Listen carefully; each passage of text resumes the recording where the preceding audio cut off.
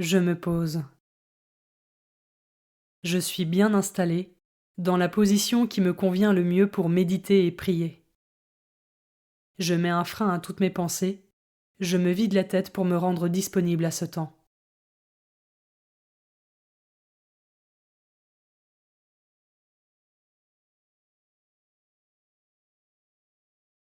Je me tourne vers Dieu.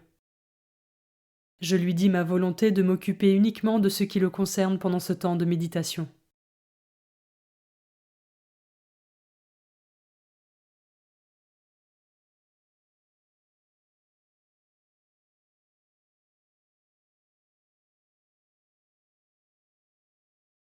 Commençons. Évangile de Jésus-Christ selon saint Jean, chapitre 20, versets 2 à 8. Le premier jour de la semaine, Marie-Madeleine courut trouver Simon-Pierre et l'autre disciple, celui que Jésus aimait, et elle leur dit : On a enlevé le Seigneur de son tombeau, et nous ne savons pas où on l'a déposé. Pierre partit donc avec l'autre disciple pour se rendre au tombeau. Ils couraient tous les deux ensemble, mais l'autre disciple courut plus vite que Pierre et arriva le premier au tombeau. En se penchant, il s'aperçoit que les linges sont posés à plat. Cependant, il n'entre pas. Simon-Pierre, qui le suivait, arrive à son tour. Il entre dans le tombeau. Il aperçoit les linges, posés à plat, ainsi que le suaire qui avait entouré la tête de Jésus, non pas posé avec les linges, mais roulé à part à sa place. C'est alors qu'entra l'autre disciple, celui qui était arrivé le premier au tombeau. Il vit et il crut.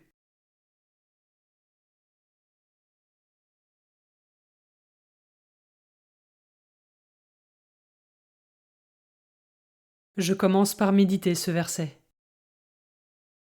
On a enlevé le Seigneur de son tombeau, et nous ne savons pas où on l'a déposé. Marie-Madeleine regarde les événements avec un regard purement humain. Le corps du Christ n'est plus là, il a donc forcément été enlevé. À aucun moment elle ne pense à une possible résurrection, pourtant annoncée. Dans les moments où je ne sens plus la présence de Dieu, ai-je tendance à penser qu'il n'est pas là ? Ou est-ce que dans un acte de confiance et de foi, je crois qu'il est le Tout-Puissant, le ressuscité, et qu'il pourvoit à toute chose, même lorsqu'il semble absent ?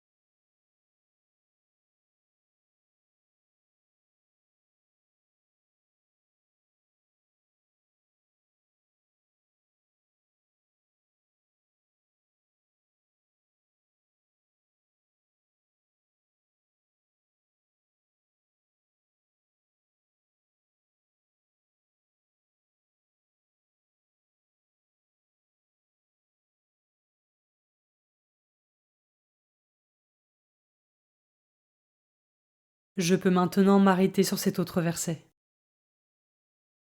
Ils couraient tous les deux ensemble, mais l'autre disciple courut plus vite que Pierre et arriva le premier au tombeau. En se penchant, il s'aperçoit que les linges sont posés à plat. Cependant, il n'entre pas. Animés par leur amour du Christ et par l'inquiétude que le corps de ce dernier ait pu être volé, Pierre et Jean accourent au plus vite au tombeau. Jean arrive le premier. Pourtant, dans un acte d'humilité, il n'entre pas et laisse Pierre le précéder. Je peux prendre une minute pour visualiser la scène et m'en imprégner.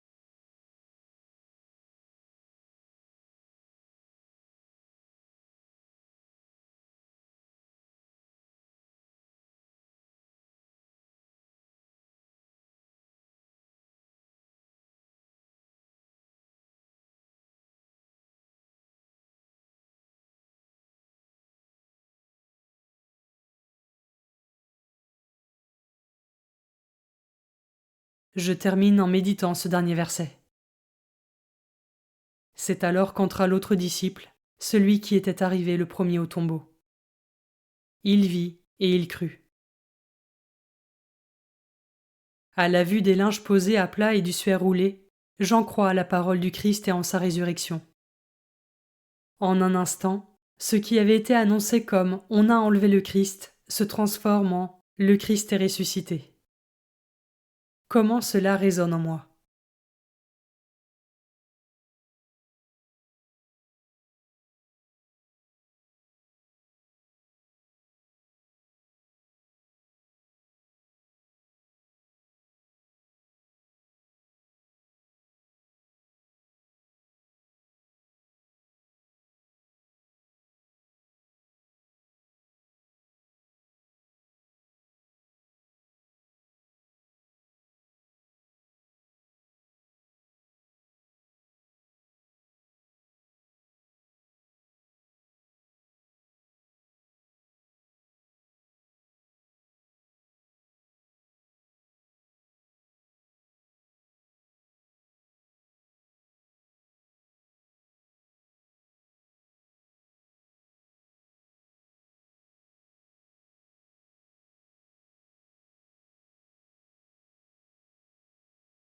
Je prends le temps de conclure ma méditation en remerciant Dieu pour sa présence et sa parole.